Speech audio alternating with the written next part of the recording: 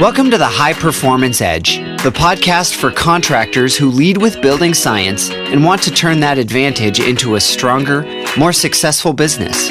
Whether you're in HVAC, insulation, solar, or home performance, we dig into strategy, sales, marketing, operations, hiring, and customer service approaches that power stable, more profitable companies. Hear from top contractors and industry experts as we explore what it takes to thrive as a very different kind of contractor. Here's your host, founder and CEO of Energy Circle, Peter Troast.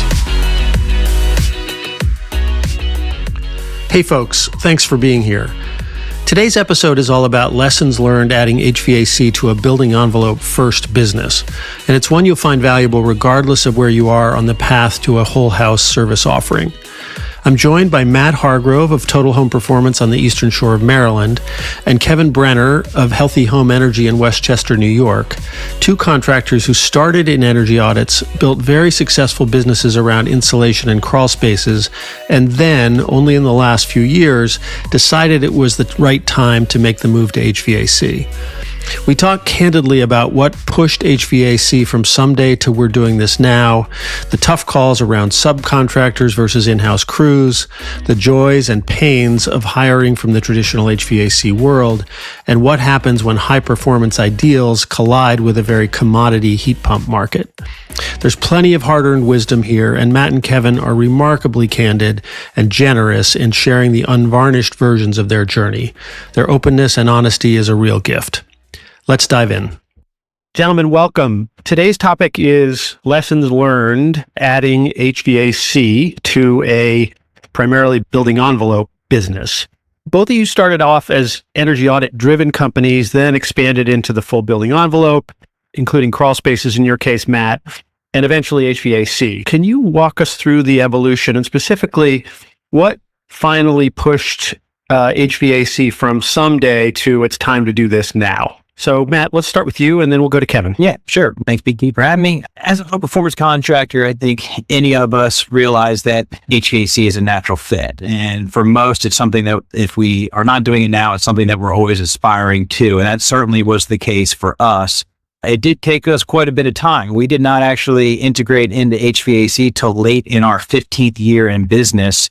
But with that being said, we felt like we were very patient in making that leap of faith into HVAC. For us, it was about being able to fix the whole house. Starting off in the home performance industry, doing energy audits, clearly HVAC being a huge part of the things that you're evaluating in homes. And as you integrate into offering services for those recommendations, you want to be that person that can help people through that entire process. It was a big hole for us in and around HVAC, even though we had tried to establish good working relationships with subcontractors. Working at that subcontractor level still didn't provide our customers with that level of service that we provide to our own customers for the services that we provide in-house. So for us, it was not only we wanted to be able to fix the whole house, and it really wasn't about money. We trusted our experience and expertise, know how to do the right thing in a house. We just were most comfortable doing it ourselves. Like I said, 15 years in, we just figured out, we did it, and we're doing it pretty well. And we'll come back to that. Kevin, tell us your pathway. Similar to Matt, we started doing single zone one-to-one wall mount units. Notice how I didn't say mini splits. I said ductless wall mount units. We were getting questions about it. We were getting people who wanted it. It wasn't a whole home conversion at that point. It was more, I have my home office, the room above the garage, the bonus room. In any of the construction world that I have been in, we have tried to be as vertically integrated as possible. So we started doing these wall mount ductlesses in-house. We took some training, we bought some equipment, we partnered with a local Mitsubishi distributor who helped us through that process. We were just doing one-to-one ductless, and when it came to the point where we had to put in more than the available amount of line set and add new refrigerant, that was the first hurdle. But that was about 10 years ago. And we did that for a couple of years. Then we went down the whole home approach, which has its own trials and tribulations. But that's how we got started. In terms of the services each of you are now offering today, Kevin, I'll start with you because you are somewhat strict in the sense that you're electric only. Explain to us how you made those decisions and what you envision the extent of your HVAC offering being as time goes on. Our core purpose is improving your family's health and comfort while saving our planet. We don't feel that by adding to or supplementing a fossil-fueled appliance with a fossil-fueled appliance is aligned with our core purpose. So for that reason, we are only doing air source heat pumps. So we're leaving some opportunity, but we just don't stray from our core values and our core purpose. Matt, that answer your question, Peter? Yes, for sure. Okay. I think your HVAC services are perhaps a little bit more, or broader, perhaps a little more flexible. Is that true? It really is driven from the fact that here on the Eastern Shore of Maryland, it's always been a heat pump market for as long as I've been in business. So it's less about us jamming electrification down the throats of our customers because it's what they probably already have. Now, I will say that there is some gas and oil around. Oil is kind of a no-go for us, but we had done a little bit of gas, and really what that is about is really in rolling out this HVAC division has been for us tapping into our existing customer base. So these are people that already have trust and faith in us, and we want to continue to help them. So honestly, we can educate in terms of the advantages of heat pumps, but in certain cases, if it's someone that's really dead set on replacing their propane or natural gas fired furnace, then we have done that. It's not what we necessarily want to do, but we are willing to do. Okay, good. Matt, you mentioned the use of subcontractors leading up to now. Talk to us a little bit about how you made the decisions about whether to keep your subcontractors, whether to bring all of that work in-house, and how you faced that question. We've worked with subcontractors on multiple levels for years. At Total Home Performance, we have two divisions. We do a lot of low to moderate income work through state and federal and utility funded programs. And through those programs, we have done a lot of system repairs and replacements. So I have a vast network of HVAC contractors that I worked with for years to do that, still do today.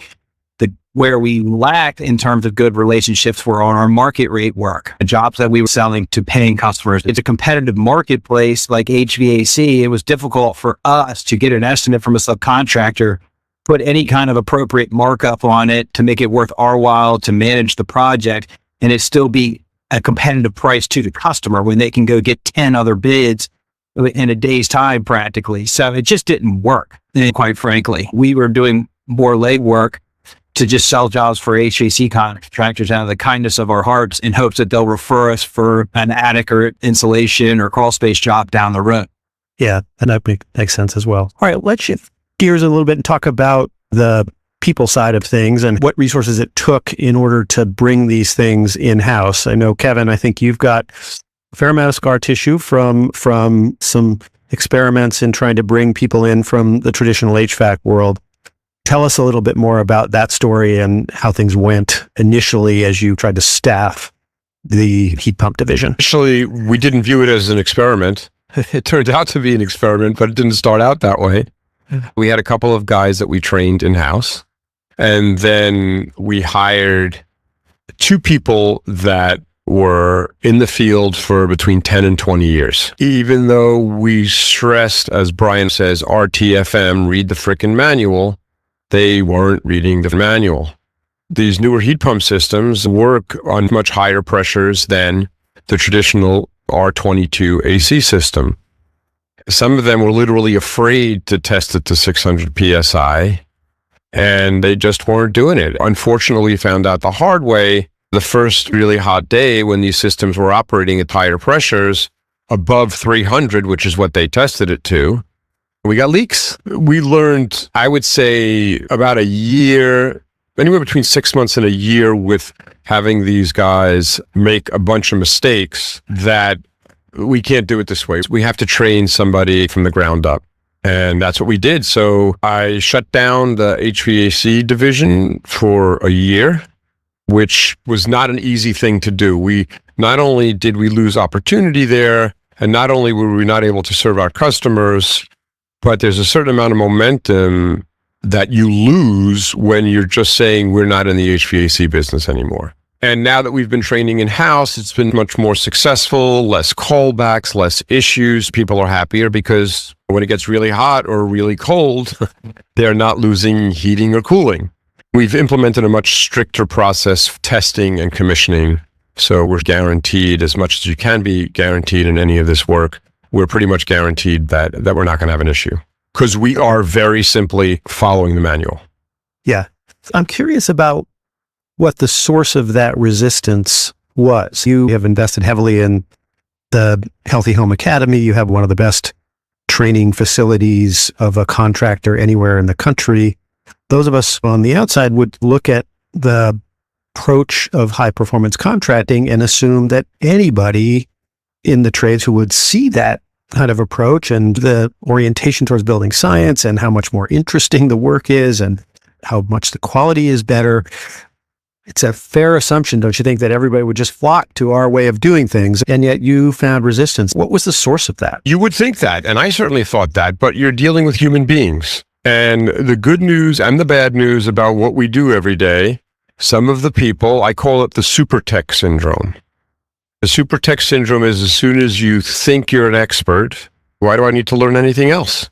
And besides the fact that I'm the guy writing the paycheck, we still met that resistance. It was a very painful learning experience. The bottom line is you're dealing with human beings. Matt, how did you begin the staffing of your HVAC division? I really had to find the right person who had a master HVAC license, which the big gamble on my part, or any company that the owner does not hold the actual license. So anyway, I had hired one. It didn't work out, but luckily we knew early on that he wasn't a good fit, and then was introduced to another guy who had really was super passionate and interested in what we do as a home performance company. And in fact, had actually tried to do that for a previous HVAC company that he worked at, and it was on the way. So he was very excited to be taking his 10 plus years in HVAC and partnering up with the home performance team to bring it. So that right there got us off on the right foot.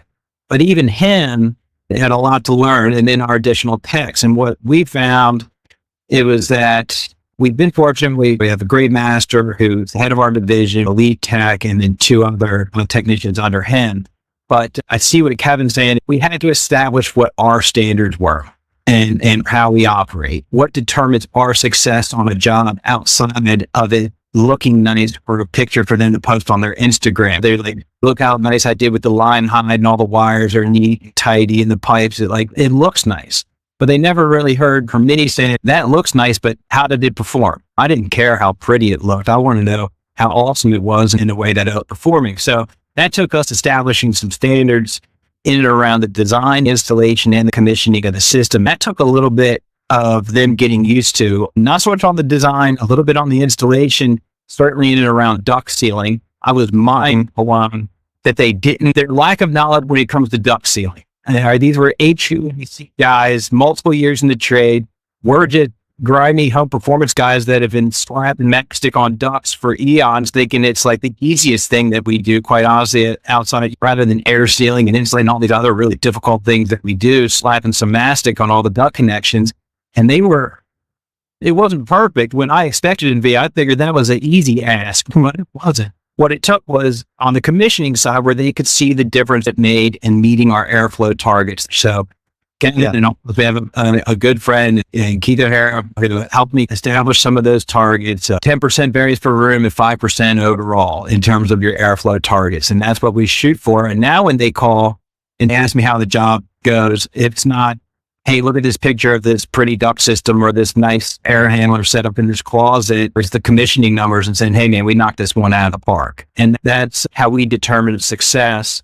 And also getting them to understand that's really what's going to make us different. And also, in starting the HVAC division, having been in business for 15 years in a small area where our reputation is everything, the last thing we wanted was the HVAC division to be something that took away from that. We couldn't be the company that did such a great job for so many years until they got into HVAC and then started screwing some stuff up.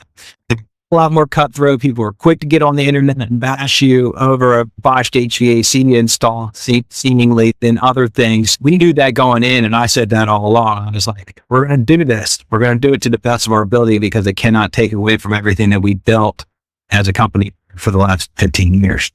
Is that correct? I know it is in your case, Kevin. Yeah. And really what it was is providing additional opportunity for people that work here that expressed interest in HVAC. We found some outside night courses and training programs for a couple of guys that were interested in it and said, if you're really committed to this, take these night courses, come into it with some base knowledge, and then we start integrating them in. We're just getting to the point where we think we might start growing the HVAC division. Just keep in mind, I'm about a year and a half or more in. We're really just running one crew, but our schedule is conducive for adding to that. So we're starting to, and if we can hire from within, I think it's a beautiful thing to take a person that has been working as a home performance technician, air sealing, insulating, duct sealing, vapor barriers, whatever it may be, and moving into the mechanical side and giving them additional opportunity to grow in the trade. Yeah. I'm curious about how you manage this culturally. And Kevin, maybe you take this question. Is there a perception amongst your building envelope crews that the HVAC side is a better job? It's a better career path? And how do you manage that culturally? That's a great question. I'll answer that, but I want to jump on some stuff that Matt said. The home performance guy, there are some guys who we set up to just be, based on their background, just be a heat pump technician. But for somebody to come to us and say, I've read some stuff online, this looks really cool, I'm interested, and for them to take the initiative in saying, I'd be interested in learning more about this, that's huge. We give them one of Craig Migliaccio's books and say, read the first couple of chapters, let me see how you do on the test. We just started, for the first time, somebody doing some SkillCat coursework. And that's nice because you can monitor their progress. I think that's a really good path. Culturally, I think initially people thought there was some more glory to being a heat pump technician than being an envelope guy. But then they see the guys working the same hours, going out on emergency service calls, working in tight crawl spaces and hot attics. It's not all glory. And it's also a little bit more stressful in the sense that it's harder technically. It's a lot easier to make a mistake in a heat pump installation. We don't want mistakes anywhere, but you really have to be on your game and paying attention when you're doing the heat pump installation. So I think initially, to answer your question, culturally, there was an issue that these guys are the glory guys and they get the newest truck, which isn't true anymore. But I think that everybody understands that no matter what you're doing, it's hard work and you have to know what you're doing to execute it well.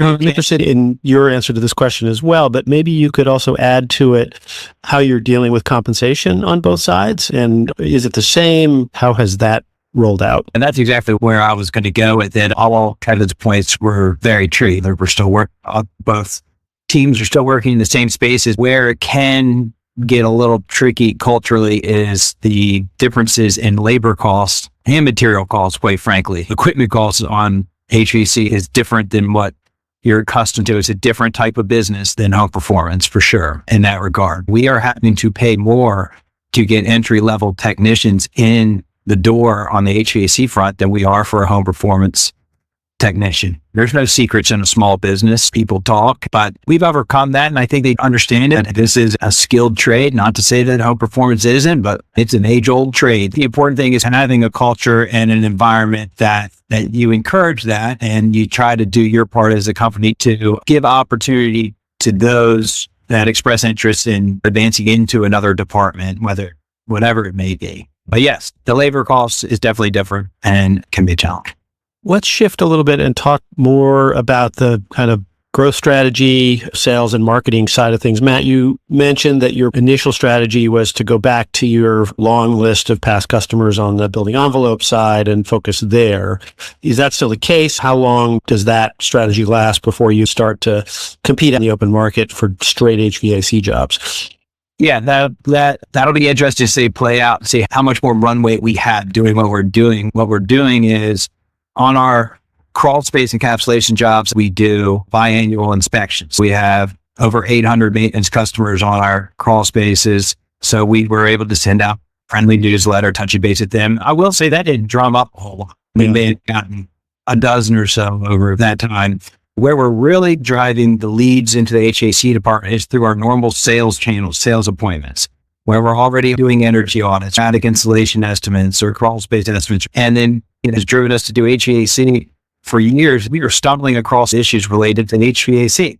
Well, if you're impressed with your company the moment someone friendly answers the phone and then they're have a pleasurable experience with the salesperson, and then they see a name like Total Home Performance and say, hey, what else do you do? And you say, HVAC, quite frankly, asked you for years. Not only do people ask us, they say, if you don't, you really should, because we had a great experience with your company and we'd love just to do that with you as well. So we built out a page on our website. So if you go to Total Home Performance, you can clearly see that we do offer HVAC services. As we make a step from one crew to two crews is where we may have to try to turn the faucet on to some digital or more online marketing efforts. But for now, just organic in-house lead generation has been keeping us plenty busy. Kevin, I know that a thorough diagnostic process has always been central to your approach, and you're a committed whole house practitioner.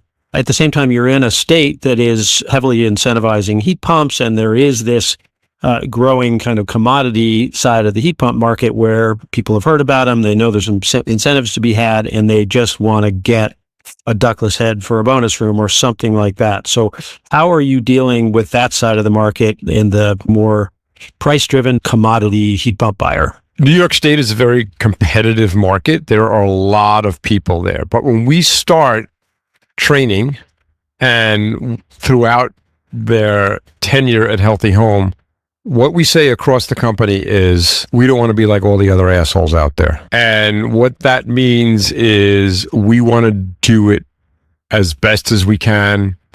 Doing a great installation is part of it, but the customer experience is almost more important. If you leave the job site, the attic, the basement, the crawl space clean, they don't know if you've pressure tested to 600 PSI. That's part of the customer experience. If we've done envelope work and they hear about the heat pump incentives, they're going to call us first. We need to differentiate ourselves from our competition.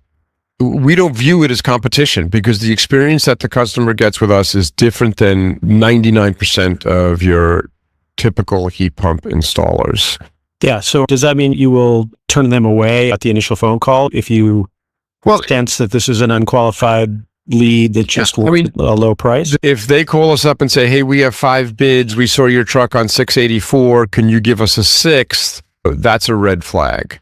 But if a customer wants us to put a heat pump in a house that shouldn't have a heat pump based on their envelope, we won't do it. We'll walk away. Usually, however, we're able to educate the customer in such a way that they need this heat pump, that you cannot just simply take out their old cast iron radiators and replace it with a heat pump and expect to be comfortable when their house leaks like a sieve. And how do we know that it leaks like a sieve? Because we actually tested it.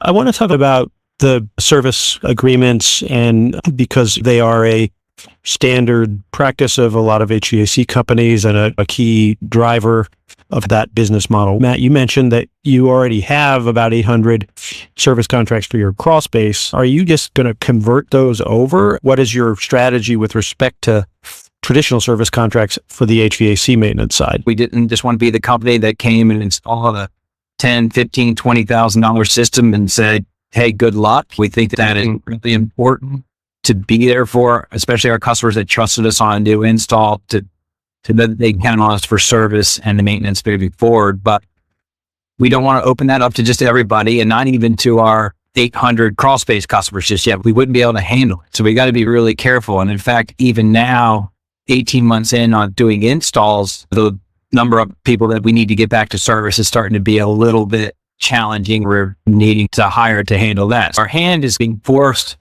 to grow the division, honestly, driven by that existing service customer base.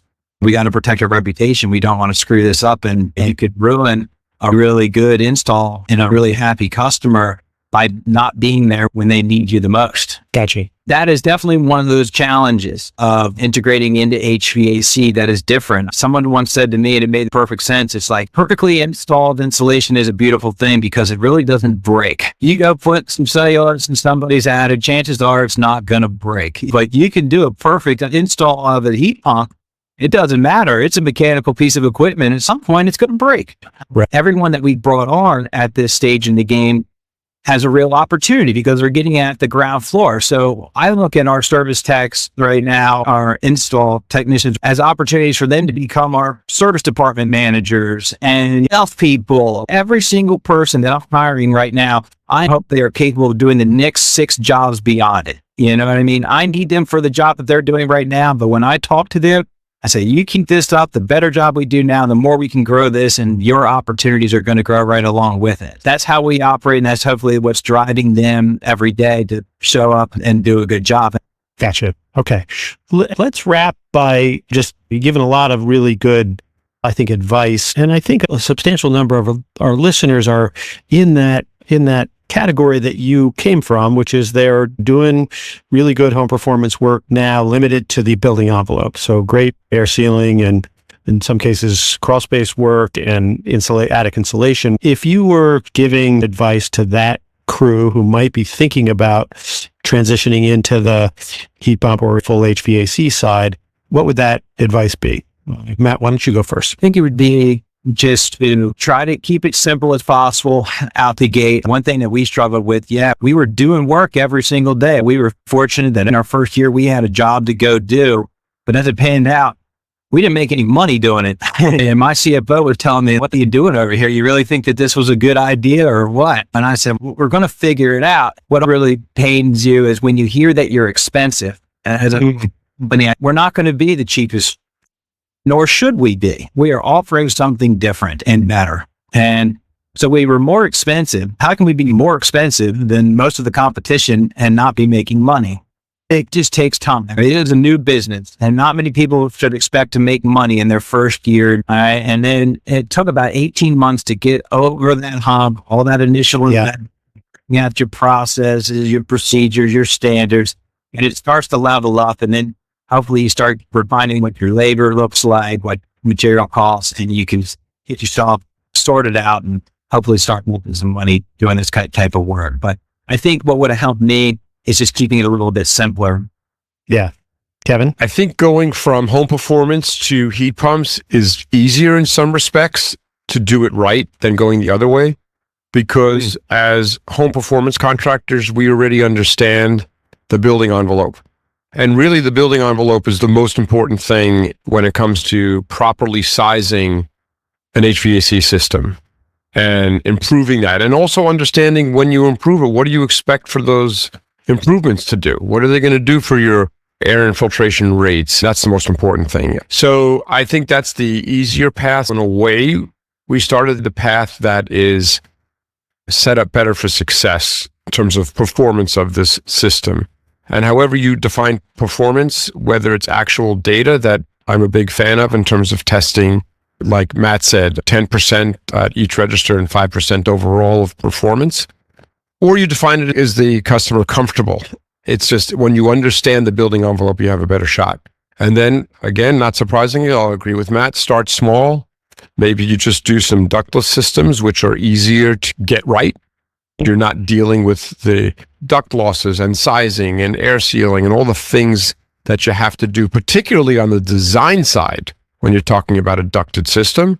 And then once you feel comfortable with that, move on to a small ducted system, maybe a 1-to-1 where you have a 1.5 ton or a 2-ton system that has one outdoor unit to one indoor unit, and then do that successfully and then grow from there. But don't expect to make the same margins initially on the heat pump work as you do on insulation. Think about how long you've been doing insulation for, and if you can remember what it was like and how profitable you were there in the beginning, you're going to find the same curve with heat pumps, except it may be worse because the equipment is so expensive. You screw up a couple of bags of cellulose, who cares? But you screw up your first outdoor unit, that's a problem.